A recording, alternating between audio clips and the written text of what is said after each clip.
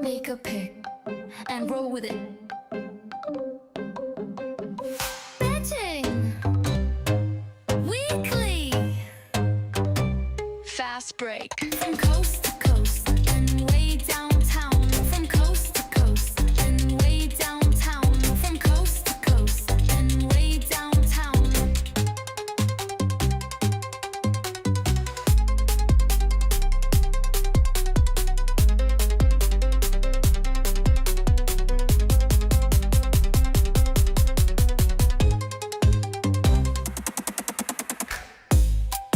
Make a pick and roll with it.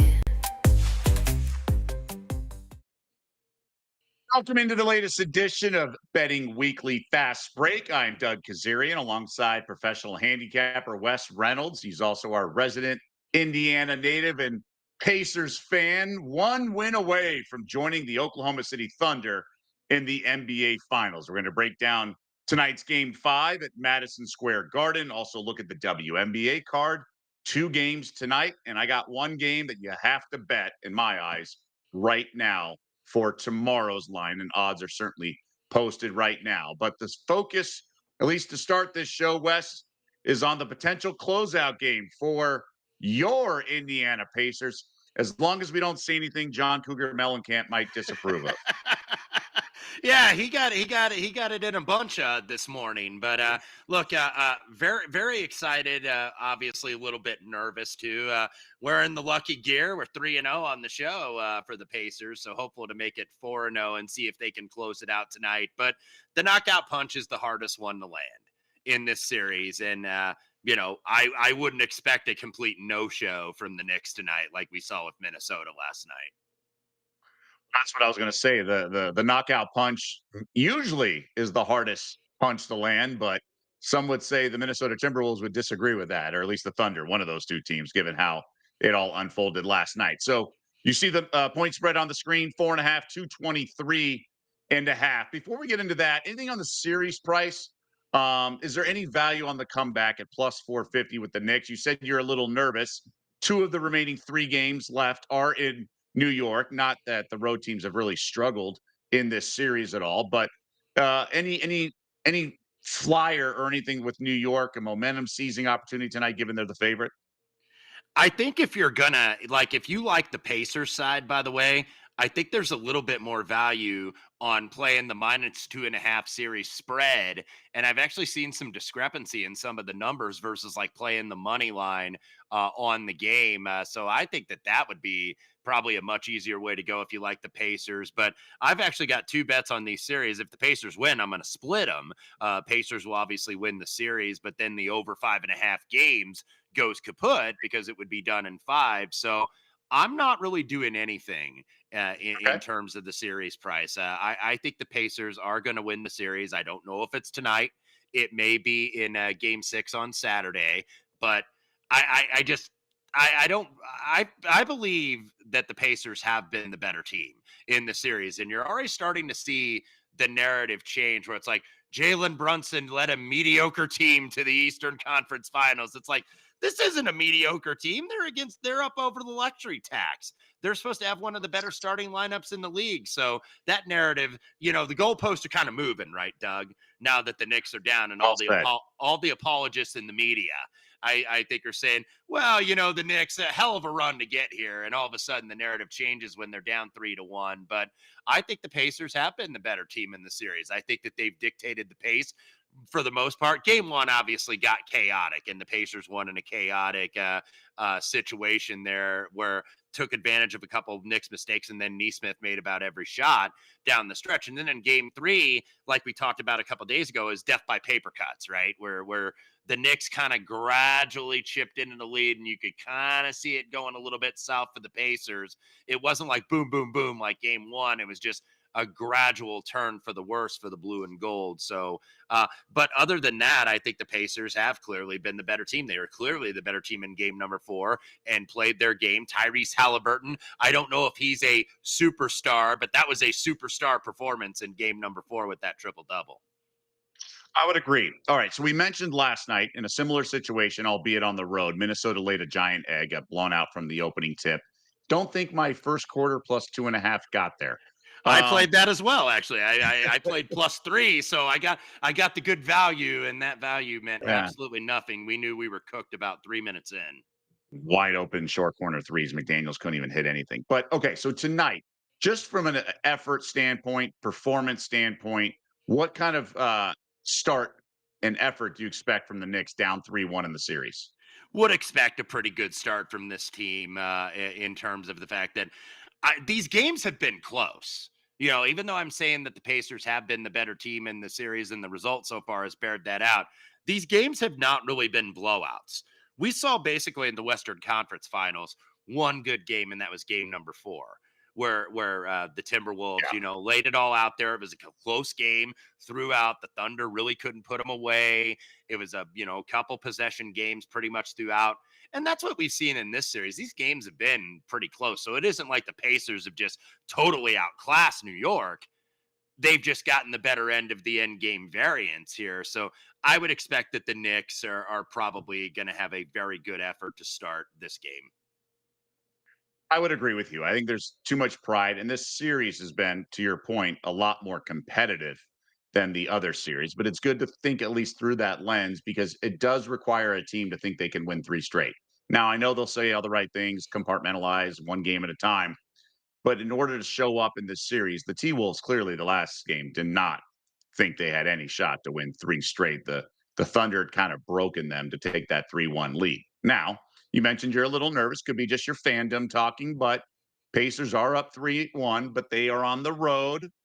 Do you at least think they have the capabilities and the maturity to take care of business hypothetically? Is it in their DNA to handle this one at MSG? I think that they do at least have it in the DNA because they've been all about team. And Pascal Siakam said it, I think, in the post game interview with the TNT guys in game number 4. It's like, hey, they don't run a lot of stuff for you. He's like, you know what? This is all about the team. And then if you noticed in Tyrese Halliburton's post game presser, where he had the triple double and had that great playoff performance, one of the all time in Pacers history, he was all about we. He wasn't talking about I. He wasn't talking about me. It was all about we. And you notice little things like that because I think it's indicative of the culture. And I think it's indicative of the maturity of the team where they're all in it together. When somebody falls down, you pick him up. Like Benedict Mathurin has had a horrible series by and large until game number 4, where it was time where it was kind of like he was getting called out, where it was like, okay, we need something out of this guy. And he certainly gave him something from a scoring standpoint off the bench. So that's what it's all about. I think this team does have the maturity now, having played together now for the better part of a couple years now. Siakam's had a full season with Tyrese. So I just think that they know each other, Doug. They know where each other's going to be. When Tyrese goes on the floor and he can get anywhere he wants to on the floor, he knows where everybody is and everybody knows their spot, and they just know each other and they just have that chemistry. So I do think that the maturity is there. I would not expect them to just lay down and get blown out tonight. Yeah, and I say that do they have the maturity because the Knicks were up 3-1 on the road against Boston, and the Celtics were obviously a different situation because no Tatum, and it was the first game for the Seas sort of to rally around their fallen star, and Porzingis wasn't healthy. But we've seen these scenarios, and again, it's not just one or the other. But I wanted to at least talk it out to see if it's in their blood because that ultimately that gets us to the point. What we're here for is the point spreads 4.5. Knicks home favorites. How would you play this side if or are you playing it? If not, like in a vacuum, what's your thought process? Because I lean Pacers. I think the line's too high, but we had Albert Wynn on the show yesterday. He really liked Knicks first half, -3. I can't get there with the Knicks. I just think the Pacers are the better team and they have less sort of resistance to get points. I think the Knicks, when they get points, a lot more has to go right. Wouldn't disagree with that. Now the trends have not been the Pacers' friends in this situation, or really any of the teams. Teams up 3-1 on the road in the conference finals, 9-18 all time. Teams up 3-1 on the road, I believe 21-31 against the number since 2003. Road underdogs, which the Pacers are, 19-25 against the number. So not a lot of friendly trends for the Pacers, but I always say, don't make the trend your friend, make the trend your acquaintance. You don't want to get too close. I think with some of these trends, because everything can be an outlier. And the Pacers, by the way, this is a team that has come out in the first half very well. In 14 games, they're 10-4 against the number. So this is not a team that I think has lacked energy out of the gate. And I wouldn't expect that they're going to do that tonight. So if anything, I would lean a little bit Pacers first half, because you're going to see some tightness. I think out of both teams too. You're going to see it out of the Knicks, because it's like, okay, there's no tomorrow here. This is win or go home, or stay home for that matter, because they're in the Garden tonight. But the Pacers too. It's like, hey, we don't want to mess around with these guys either. So you've got a little bit of nervousness, I think, on both sides in this 3-1 scenario. So no play so far on the spread for me. Would lean small Pacers first half. Yeah, I don't know how tight these teams kind of know each other. And there's, for Sure. the most part, there's a lot of veterans, right? Like Siakam and OG each have played in the finals. Uh, Halliburton, all these guys, whether it be college or AAU ball, they've been in big games. Like you mentioned, Knicks and Pacers were in the postseason last year. And I just think the Pacers' game plan, which is shifting us to my next question, I think they just want to score early. That's sort of their MO, and this Knicks defense is really the problem. And we saw this total fly way over the total, 251 in game four. So, I mean, part of me thinks like I'm an idiot for not betting the over, just given how the offense sort of erupted in the last game, but you can't be prisoner of the moment. We all know that as a better. Do you have any opinion here on the over or under, with the total ticking up just a little bit, the last little bit for the last couple days? Yeah, we saw an over adjustment, I think, in game number 4. This went down to 219 and was actually getting bet to the under, and then it just shattered. That was the spot to obviously buy in. Now we're getting as high as 224 in the market, 223 and a half. So we are getting a pretty big adjustment based on what we saw. That is a 4.5 to 5 point adjustment. So usually when that happens, I tend to believe that when bettors are playing the other side and they're kind of trying to zigzag here a little bit on this total, that you see them having to come from behind. That just comes from experience. I don't have any numbers to back it up necessarily, but it comes from experience, where you always feel like you're running behind, especially early when you play a total. And that's where I could see perhaps a first half under. Now that is getting bet a little bit as I'm looking at the screen right now, Really? to about one. Yeah, it's 109 and a half, getting bet to the over in a lot of in a lot of sharp stores. Bet Rivers, I think, is juiced to the over too at 114. So I'm not rushing, because a lot of this time you want to kind of time the market, right? Like timing the market, I think, was very beneficial playing that over in game number 4, where you wait till it goes as low as it possibly can and then you jump in. That might be what I do on the first half under. I've not done that yet, because I might get a 110 at the rate this is getting bet, because bettors sometimes become prisoner of the moment, to use your phrase, or bet what they saw last. And what they saw last was an absolute track meet early. It kind of slowed down a little bit from a scoring standpoint in the second half, but ends up at 251 and just shatters. So I don't think you're probably seeing a ton of under money tonight. So if you like the first half under, I would wait on it. You may get 110 by game time, or even better.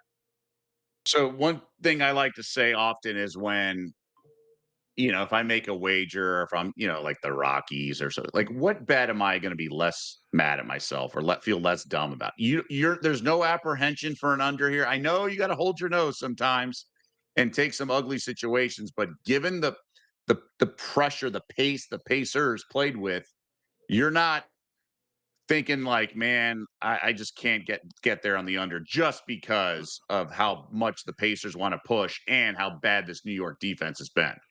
Yeah, that's kind of my quandary here, because I could see that scenario playing out. But You could also see a little bit of sloppiness and maybe over anxiousness, or a Sure. little bit over eager here, where you're going fast and then you throw the ball away and you get a lot of those dead ball turnovers, which are, the greatest thing you can have for an under. It's not just, poor shooting or certainly below average shooting. It's those dead ball turnovers because it allows the defense to get set.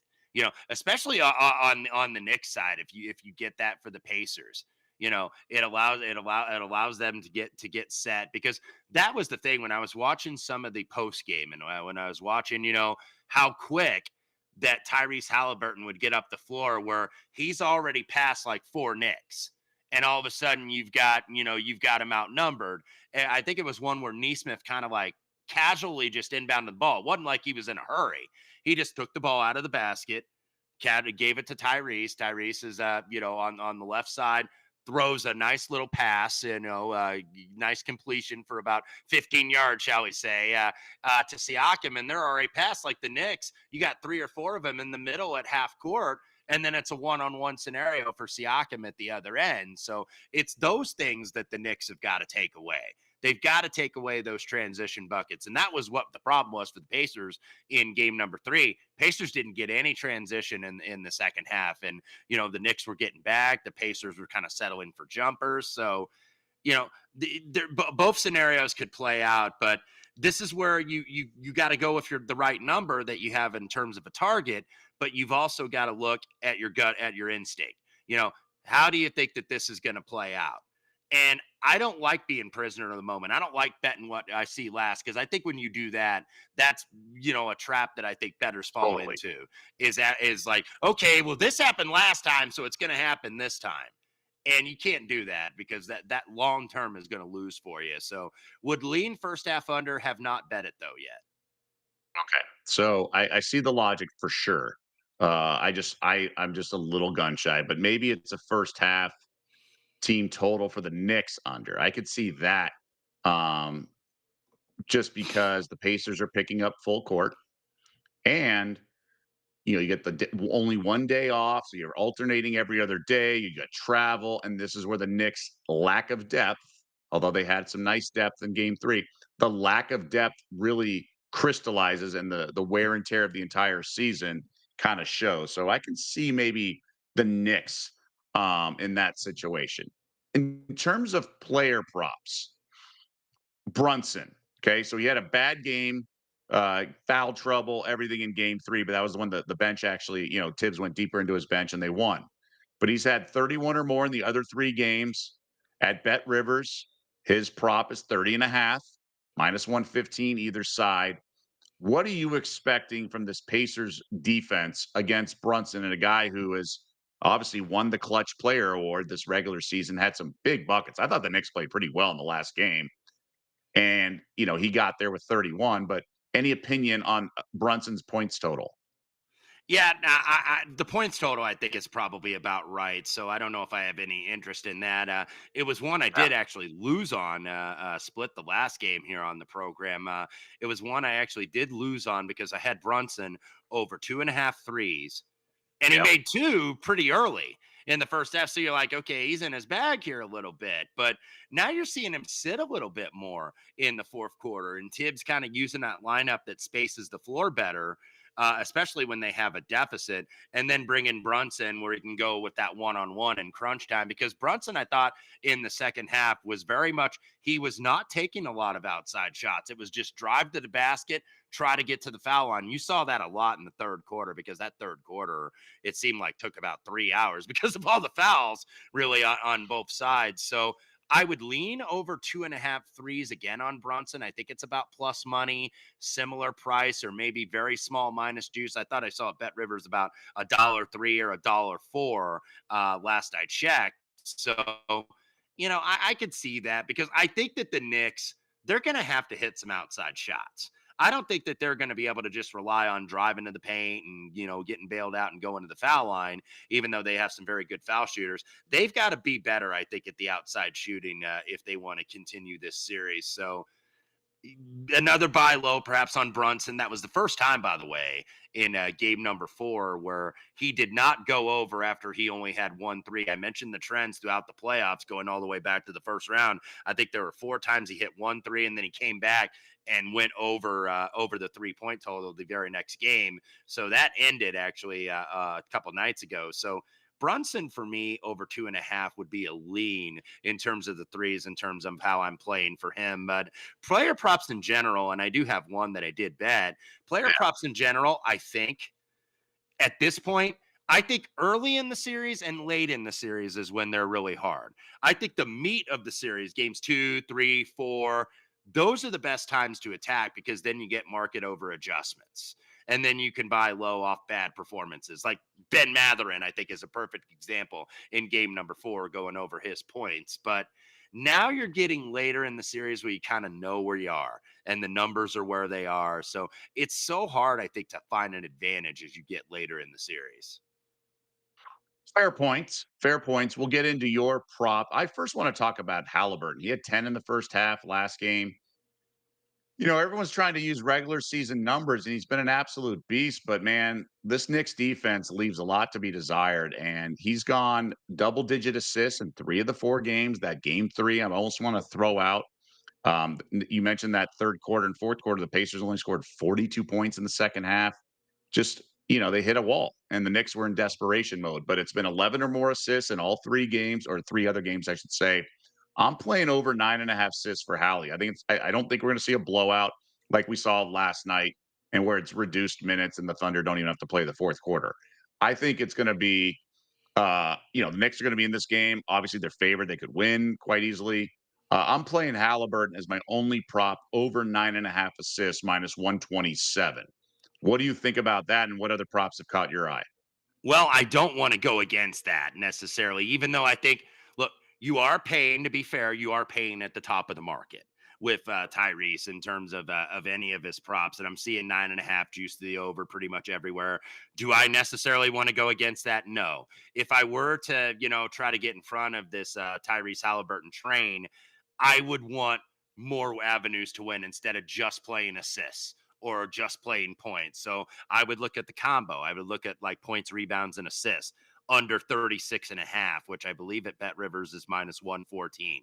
So if you want to fade that, I think that that's the best way to go, is to use the points and the rebounds and the assists instead of just going with one. Because you'll see a game where maybe Tyrese doesn't score as much as he did, where he'll only score 10 or 12 points, but he'll still have double figure assists. So that would be the way I would personally attack if I'm attacking Halliburton here, and that would be a lean for me. But I have not played that because look, you have to have something to go against. Like there are some times where you have to play, some Nikola Jokic unders or some Luka unders during the regular season, where it's like, man, that's really scary because that the stars are basically priced to the moon here. So I'm not getting in front of you on the assist prop, would maybe lean the under points, rebounds, and assists. But the one that I did play is a reserve player, a former starter, kind of still plays starters minutes, considering the fact that he played 36 Sixth last game. starter, if you will. Yeah. 36 minutes last game, 34 the game before.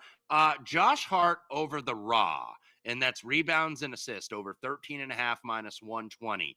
He did not clear 12.5 last game, but he did have 12. He had 11 rebounds and 1 assist. The Knicks just didn't shoot very well from the outside, and you had a lot of driving in the line, so you had a lot of foul shot attempts. So that's going to take away your assist attempts. He had a lot of potential assists, and they've been there. And I mentioned his minutes are still high off the bench. I'm sure they're probably going to stick with the Robinson lineup. I don't think it really matters for Hart's minutes whether he starts or come off the bench, and you see that with averaging 35 the last 2 games. So Robinson, you can only play him a certain amount. Like you noticed, he didn't play much in the second half. They didn't close with him very much. I think a lot of that was because they were behind.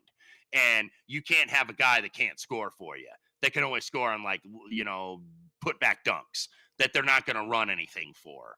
So that's why you saw his minutes go down. And if the Knicks are down tonight, you're going to see Harden there a lot more. So 13.5 on the Raw, the rebounds and assists minus $1.20 at Bet Rivers.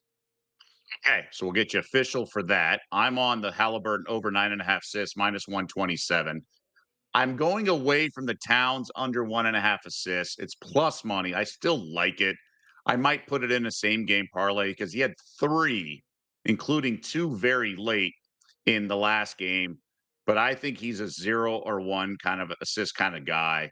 Um, I'm not doing it officially, but I'm probably going to put it in some fun same game parlays, things like that. So I would be careful with anyone trying to bet the over. It was kind of fluky that it went over in the last game, but West was really um, smart and wise to urge caution there on that one. So, any other plays that catch your eye? I do want to look at the Thunder futures just a little bit, but anything else that you were thinking about?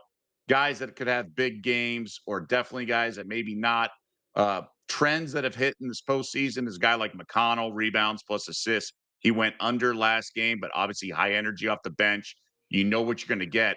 My only concern is, and I did it last round, is I had him over his rebounds plus assists, but Carlisle went with starters, played more minutes in a closeout game against Cleveland.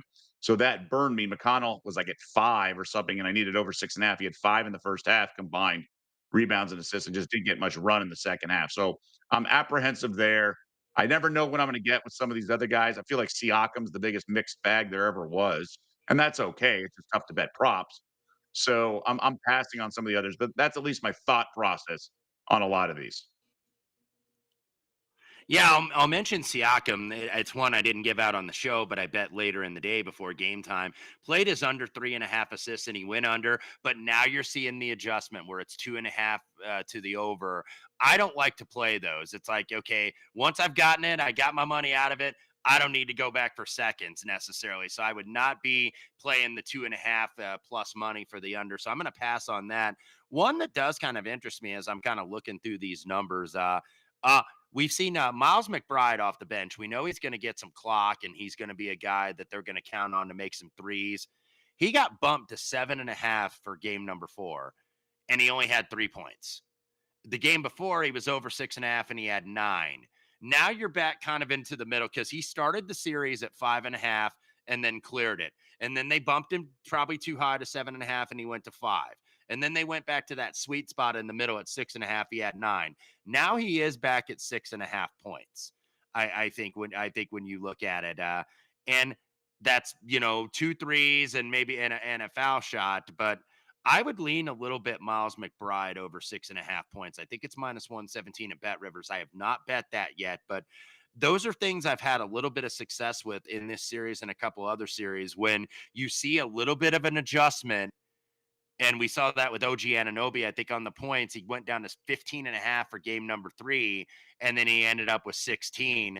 And now he's kind of back, at 16.5 because he's cleared a couple straight. So those are the things you want to look at and see.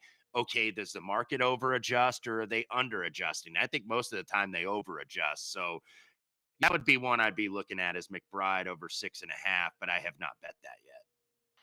Fair enough. All right. And since we're talking about props, we want to remind you to tear into the action with Bet Rivers prop packs. Place a same game parlay of at least $10 on any NBA game to receive a prop pack, which can win you boosts and bonus credits. If the target score on your prop pack card hits during the game, you win the prize indicated on the card. Head to the Bet Rivers app now to tear into the action. And we also want to remind you how awesome this newsletter is for Betting Weekly. BettingWeeklyStudios.com to sign up. And the last one at 32 pages, links to all the podcasts, links to all these shows, great odds, just layout from Bet Rivers and previews and breakdowns for the tennis going on at the French Open, also soccer, tons of action right now. Everyone puts a bunch of effort into that, and it really looks good. And speaking of soccer, we have a Betting Weekly betcast this Saturday, 2:30 p.m. Eastern, live with Steve, Dan, and Jack. So really encourage everyone to check that out. And obviously the tennis breakdown, Betting Weekly game bet match, and Betting Weekly WTA with all the picks for the French Open, angles from all of our tennis handicappers who've done a fantastic job throughout the calendar year. And we've mentioned some of their big scores. I want to look at the futures market real quick Oklahoma City Thunder. They're going to have home court advantage regardless of which team emerges from the East. Game 1 week from today in OKC. They're minus 770 to win it all. Obviously, if the certain team gets there, it's going to be higher than that or lower, but that feels really high, all things considered, Wes. Yeah, I think it is a little bit too high. Not that they shouldn't be a substantial favorite when you won 68 games in the regular season, but this is the first time for this group, and it's going to be the first time for whoever is the opponent in the East as well. So when you've got a first time group like this, it seems like they're being priced like the Warriors or like the Heat when they were on their run in the mid 2010s, like where it's like, okay, we've been to the finals multiple times, whether we've won or we lost, and it seems like it's just priced. I think a little bit high for this team. Now, of course, it's going to be priced to the moon when you see their last performance. When you see what they did in game number 5, where the game was over 3 minutes in, and the Timberwolves just couldn't make a run. You know, they had to hit that three at the end just to be lose on 30 at an even number. And that almost got to 40, and it probably could have got to 40 or 45 last night. So their defense is really good. They're going to give anybody problems. They have one, I think they might be rated number 1 in defensive rating. I haven't checked that this morning, but I still think that's a little bit high. I wouldn't be playing the money line on whoever it's going to be in the series price, whether it's the Pacers or the Knicks, and unless you're hedging out futures that you might have in pocket. But that would be a series spread play for me, where I'm going to take plus 2.5 games with whoever the underdog is going to be more than likely. Understood. Okay. What about the fact that the futures for the Finals MVP that feels skewed? I mean, is there any scenario where, I mean, you have SGA at minus 625, Thunder, remember, minus 770. I don't think there's any scenario. I know we talked about it, maybe Jalen Williams 20. I don't know. I talked about it for the conference finals because he already had a big game, but I just, I mean, I think it's worth the risk at minus 625. If you like the Thunder, I would just take SGA at minus 625. Do you see a scenario? Holmgren's not winning this thing. Well, it's certainly cheaper than I think the series price is going to be with what we just discussed in the futures market. So, you're laying a little bit less in this scenario. That seems like a likely scenario, but yeah, when you get a big favorite like this, I usually don't get involved in the market when you have something so priced in with SGA. Now we'll see. If there's a little bit of sentiment, because we've heard the term foul merchant a lot with this guy. We hear it a little bit with Jalen Brunson too, to be fair, but we've been seeing, because he kind of contorts his body and maybe flops a little bit. I'm not disparaging SGA. I think he's a tremendous young player and maybe a potential really really big star in this league.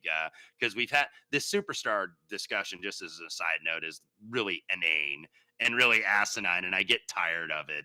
It's like there are two people that draw fans on the road, LeBron and Steph. That's it. So let's put that to bed. But, this is a guy that finally, I think, does have the spotlight on him because he's been out there in Oklahoma City. They've kind of been on the come up a little bit over the last couple of years. Sam Presti putting this team together.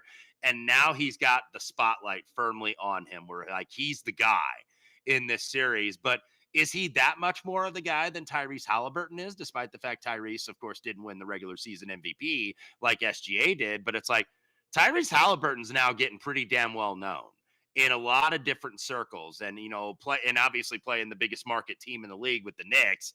That's going to put you there when you have big games against them. So nothing for me here. I certainly wouldn't be betting the favorite at this point, even though it's likely to get there. Fair enough. Okay, let's switch gears to the WNBA. As I mentioned at the top of the show, we have two games on the docket tonight. And, there's always betting opportunities, and we have quite the difference in point spreads here. We have the Liberty, the defending champs, hosting an expansion team that they just played each other a couple days ago. Liberty's 16 and a half. So the Valkyries have taken some money over under 162. So it's now 17. So there's some comeback at Bet Rivers. I think the Valkyries were overwhelmed. Now, Jonquel Jones is uncertain status for tonight. The Valkyries, when the Liberty flipped the switch, the Valkyries were completely inept. I think it was like a 22-3 start to the game the other night. I would I know the Liberty gonna take them lightly and things like that, but there's just too much talent. I kinda like the Liberty first half. That's probably the way to go. I did not bet this game. Liberty, I think they're power rated my number one team for sure, and I think just the addition of Natasha Cloud has really paid dividends. I think she's a massive Yeah. upgrade over who they had previously, which we'll get to my play momentarily for the second game. But Liberty, look, trying to start out 5-0, and then they have a back to back tomorrow. They do go to Washington, who got a nice win over the Fever. Granted, no Caitlin Clark, the Fever looked even worse than I thought.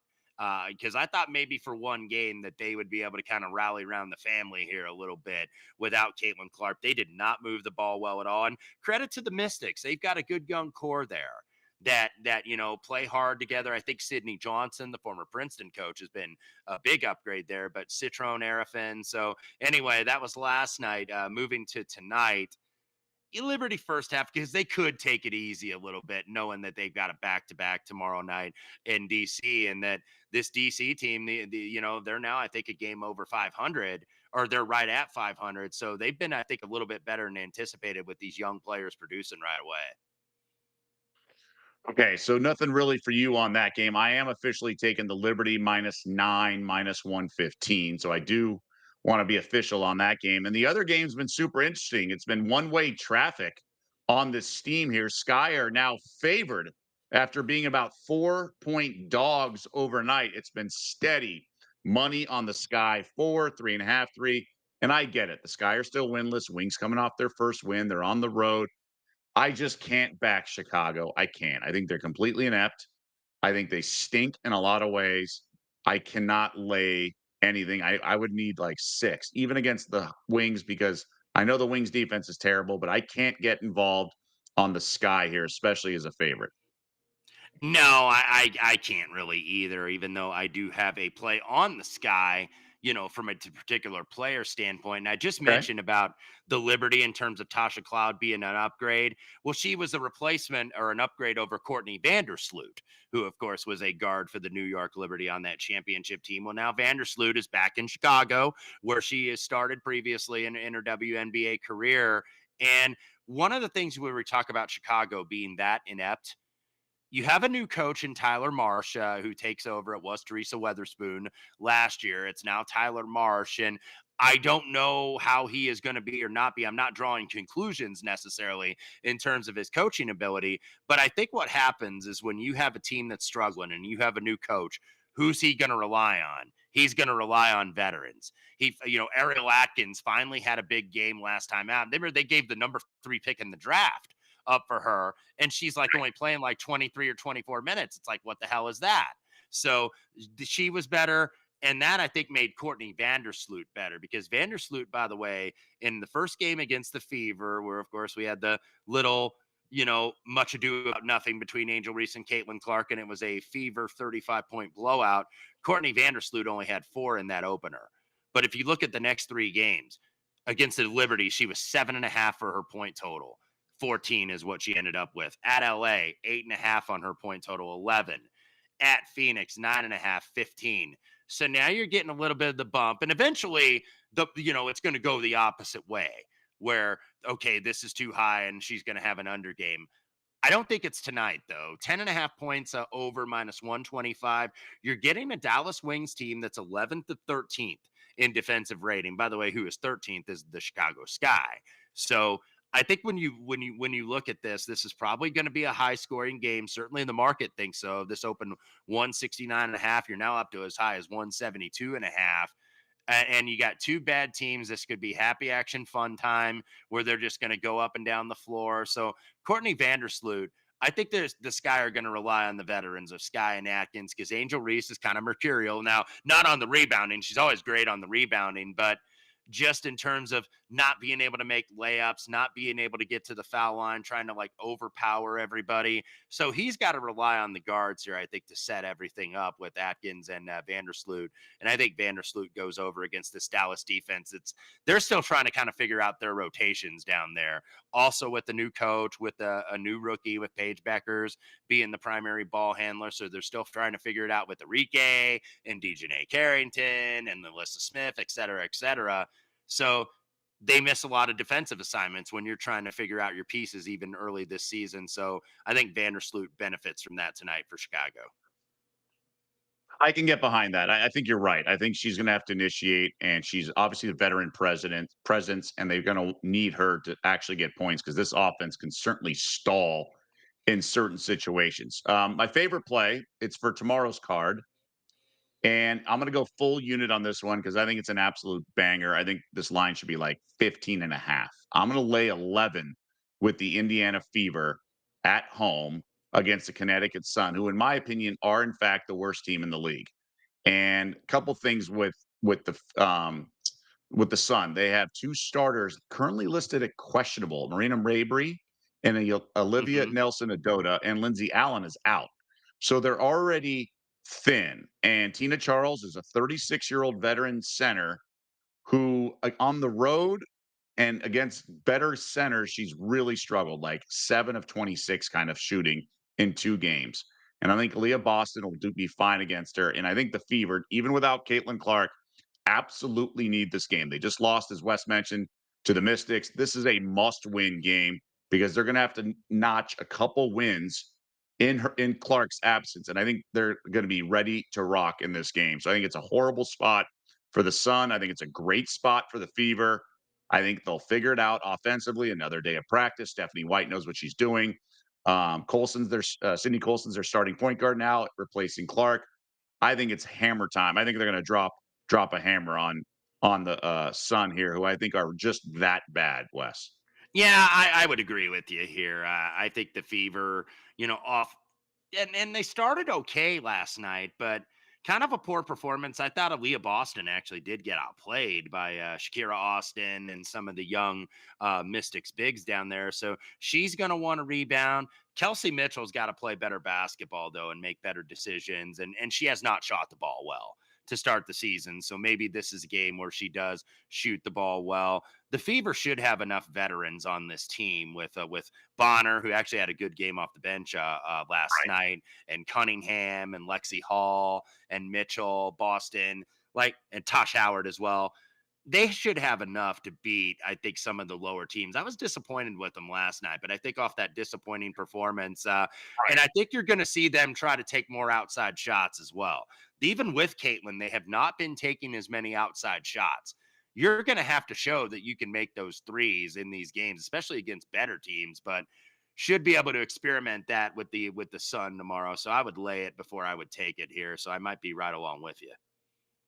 Yeah, this was 10.5. Market got to 12, and there's been some buyback, obviously monitoring Mabry. Now, Mabry's their second best player, and she's good, but when she's a focal point of the opposing team's defense, like she is this year versus last, she's only shooting about 30% from the field. It's a very different situation because she's slow of foot. So she can't create her own shot that well. She's forced to take deeper threes, and she missed a bunch of layups last weekend. I like her as a player. I just think she needs more help around her, as does Tina Charles, and then they really have no one beyond that. So I think this game's going to get out of hand. And I think, again, it's a good spot for the Fever. They absolutely need this game. So I'm going full unit on this game. All right, my man. That's going to do it for this edition, Wes. Best of luck to your Indiana Pacers. Maybe we have another game in the conference finals and we can, appreciate all that. We'll discuss it tomorrow. But either way, we will have a show tomorrow, regardless of how the Pacers Knicks games go. And we'll obviously be talking the W as well. Yeah, it is 529 day, by the way, in the city of Indianapolis. The legendary coach Bobby Slick Leonard, who is part of the ABA days and, of course, was a longtime radio broadcaster, he is famous for the phrase boom, baby. 529 is the retired number there in Gainbridge Fieldhouse, the amount of wins he had as Pacers head coach. and it's Okay. 529, May 29th tonight. Stars So aligning. maybe there's something there. I'm not saying run to the window and bet that necessarily, but could potentially be something there. So it'd be a nice little story in the city of Indianapolis, and maybe we can get Pat McAfee and John Mellencamp on the same page again because Well, we've got some friendly fire going on this morning. they're going to need to kill some time for a week because the NBA Finals isn't for Yes. another week if the Pacers do, in fact, win. But we're going to be talking plenty of hoops every single day on Betting Weekly Fast Break, 3 p.m. Eastern, noon Pacific. We'll wrap up the work week tomorrow. Chris Massero, professional bettor based in San Diego, will join us for that. And then tomorrow, also another relatively new show we launched here on the Bet Rivers Network, Betting Weekly Hardball, 2 p.m. Eastern, 11 a.m. Pacific. Professional handicapper Albert Nguyen will join us and talk some games on the diamond. It was a light card today. We had a relatively mild show with Adam the Bull, but we'll have a full slate tomorrow and look into all that. So for Wes Reynolds and everyone behind the scenes that does such an awesome job and with the graphics and producing, I am Doug Kazarian. We'll see you back here tomorrow.